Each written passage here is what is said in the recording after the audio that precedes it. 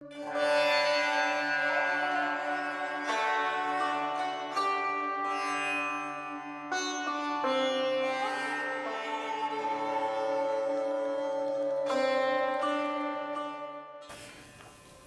morning, everyone.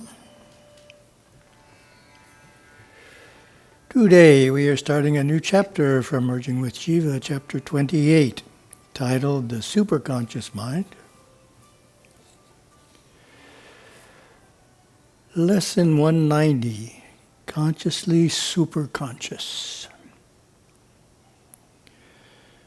We have to adjust our subconscious to the idea that we are a superconscious being, rather than an instinctive being or an intellectual being driven by the impulses of the five senses. Awareness is the core of us. If we dropped off the physical body today, we would be a superconscious being without a physical body. If we stepped into another physical body tomorrow, we would still be a superconscious being, but with another physical body, different than the one we had yesterday, with an entirely new subconscious and new external environment. So, commentary by me. In the March Shum Mamsani, Gurudeva presents the concept of the four states of being, which relates nicely with the paragraph I just read. The idea that we are a superconscious being. Law, Lam, Lof, Lamp. These four images take us into the four states of being by naming them. In the English language, we only have one word for being, our great being.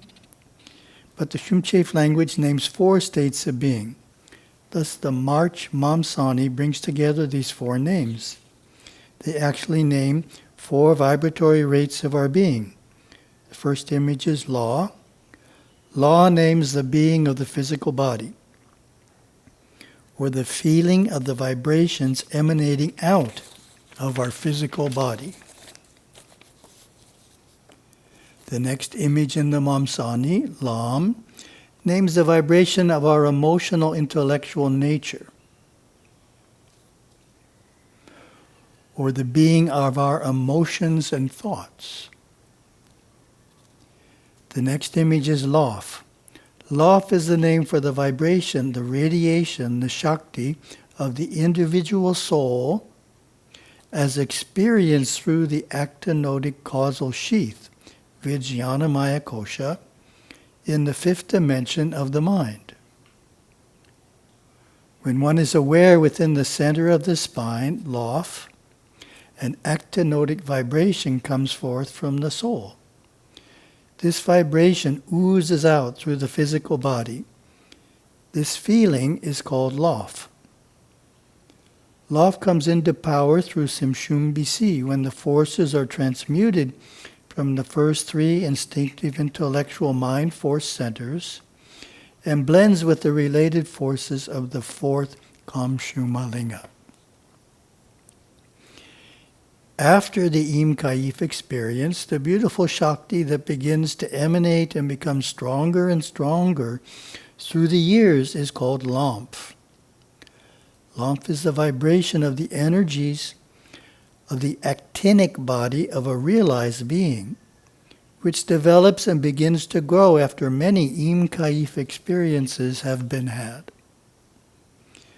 This most important Mamsani tells our story, the story of our states of being. When we meditate upon it, we are seeing our superconscious existence, which will eventually come fully into existence after we have attained Im Kaif. We experience some days when divine energies flow through our bodies, when Shiva's cosmic energy sparks our mind. Isn't that a nice phrase? Sparks our mind.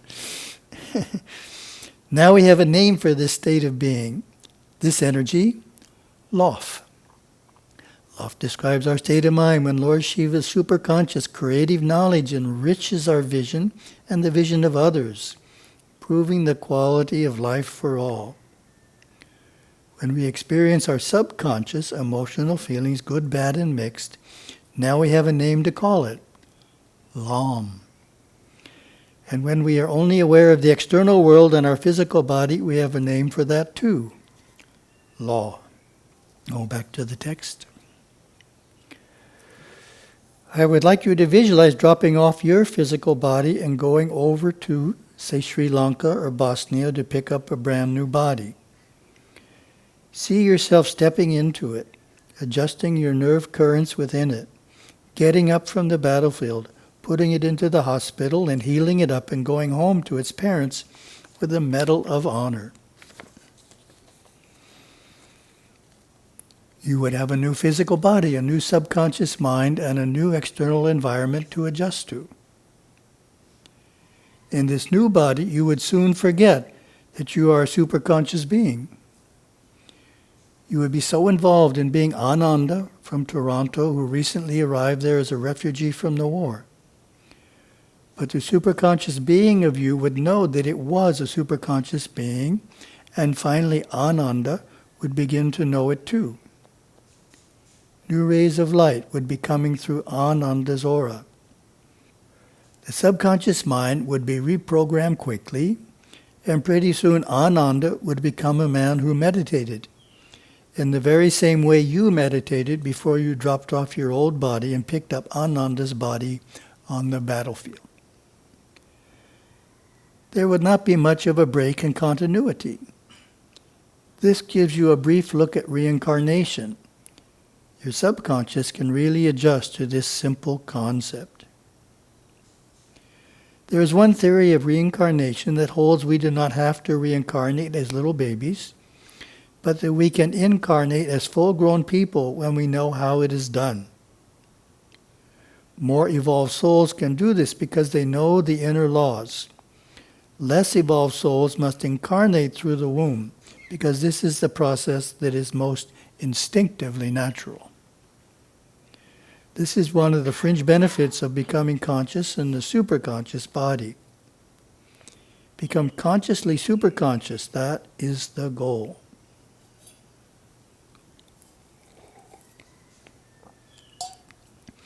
Lesson 191. When are you superconscious? Text. It is easier to know when you are not superconscious. This is an interesting approach. It is easier to know when you are not superconscious than when you are superconscious, because your superconsciousness is such a natural state. It is such a beautiful state. It is such a full, wholesome state to be in that you are not aware generally that you are superconscious. When you are not feeling too well within yourself, you are not superconscious. When you are feeling really good and satisfied within yourself, you are superconscious. When your timing is right, when everything is happening just right during the day, you are superconscious. When nothing seems to be happening right, then your awareness is flowing through one of the congested areas of the thought realm. When everything seems to be going wrong, you are flowing through an instinctive area or a congested intellectual area. When you are arguing with yourself, you are not superconscious. You are flowing through an area of the intellectual mind, taking 2 points of view and flowing from one to another. When discussing something with someone, you are not superconscious, for superconsciousness is a one-way street. You speak right from the core of existence without really thinking about what you are going to say. You just speak out and hear what you said afterwards. When you are arguing with someone, you are not superconscious. You have moved into a congested area of the thought strata of the mind, and you are verbalizing it and congesting the aura too. Then awareness has to be unwound from that area of the mind and directed back again to superconsciousness. So note the word unwound. We're going to make reference to that in a minute. Awareness has to be unwound from that area of the mind. and directed back to superconsciousness. When you are disturbed about yesterday, or even have a consciousness that there was a yesterday, you are not in a superconscious state. When you are afraid, you are not in a superconscious state. When you are peaceful, when you are calm, when you are in the eternity of the moment, when you feel secure on the inside of you, you are in a superconscious state. Superconsciousness is not something you will get because you have never been without it. You are superconscious this very minute and functioning in all 5 states of the mind. That's an important point there. In English, we like to say, let's awaken the superconscious mind like it's asleep. So it's more a question of finding it than awakening it. It's there, you just aren't skilled in finding it necessarily. And my commentary. Gurudeva stated that awareness has to be unwound from that area, referring to a congested area of the thought strata of the mind. There is a Hume word that describes this process, unwinding process. It is bhajira. And it is defined as 1.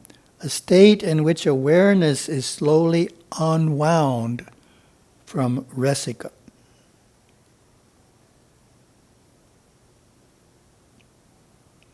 So rasika is in harmony between people.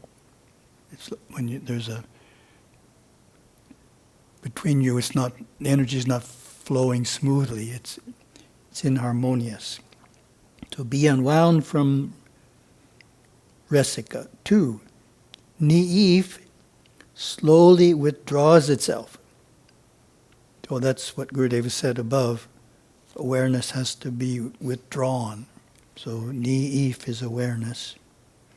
3, this can be low-key, talking to another about it, complaining, gossiping, or getting it off your chest. 4, distraction, like going to a movie, helps bhajira. So it's very interesting. Gurudeva, in his explanation of bhajira, points out it's using third-dimensional actions to unwind yourself from the third dimension. What does that mean? It means we're not doing anything mystical here. Going to a movie, gossiping. We're just using our ordinary faculties, doing something ordinary, but it actually can move us as awareness into a harmonious area of the mind through those basic practices. Then just for reference, the next deeper word in the series is vibhajira, which is defined as insights into how to unwind awareness from rasika. Thank you very much. Have a wonderful day.